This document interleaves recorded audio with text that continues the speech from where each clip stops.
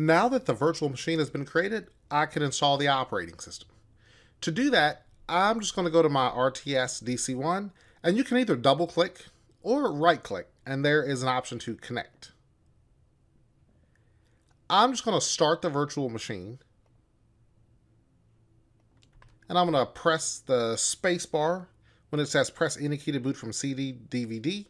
Now that screen does go by pretty fast, so if you're not paying attention or you're just too slow, you will need to reboot the virtual machine. If you need to reboot, just click these three keys here. They represent the Control-Alt-Delete. They pass that to the virtual machine and it'll reboot itself. On this Windows setup screen, language, currency, keyboard, that's all correct, so I'll just choose next. I will click install now, and that begins the installation. This is a very fast process.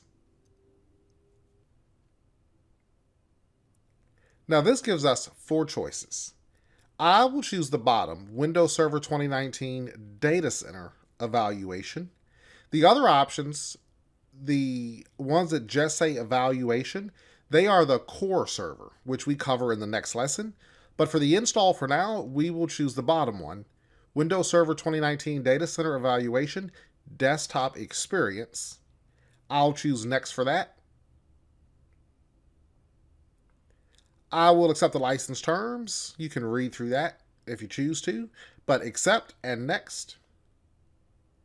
Now this gives me the option to select the type of installation I want.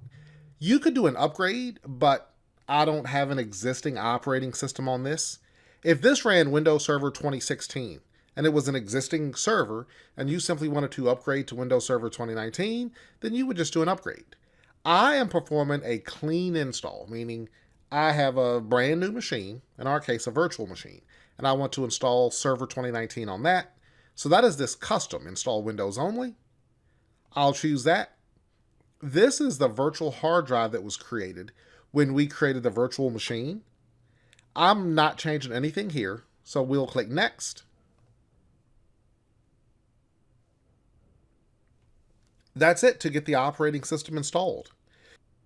This will take a moment to install and it will reboot. Once it reboots, it will ask me to set the password for the built-in administrator account. That is the last thing I have to do, is set that password. Then I'm able to log into the virtual machine and it's a full Windows Server 2019 operating system. It'll be online and connected to the internet.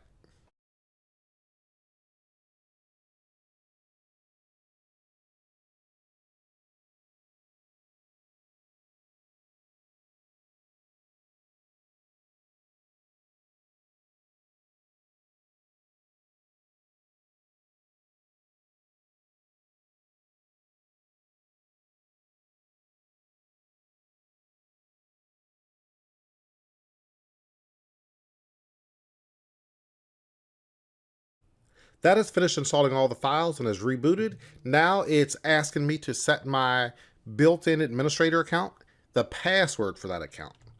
So I'll just enter the password I want to use and we'll just hit enter and that is completely set up.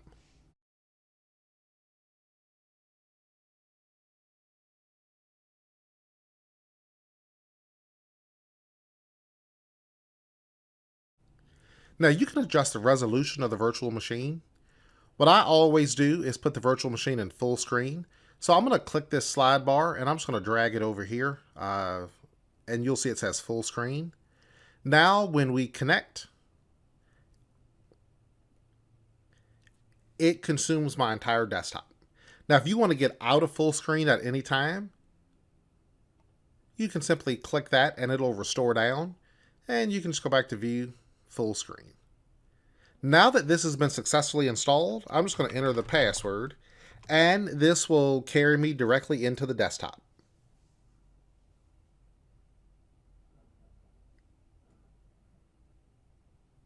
The first logon does take longer than subsequent logons because it's actually building your user profile the very first time you log on. But as you can see, we are online and fully functional. Now, the first time you log in, you will get this networks option. that will just ask you if you want the PC to be discoverable on the network. I will click yes for that. And you will also get this pop-up.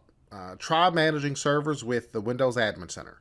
This is something we cover in this course itself, but we don't need to see this pop-up every time. So I'm going to click don't show this message again. And I'm just going to click the X in that little pop-up message.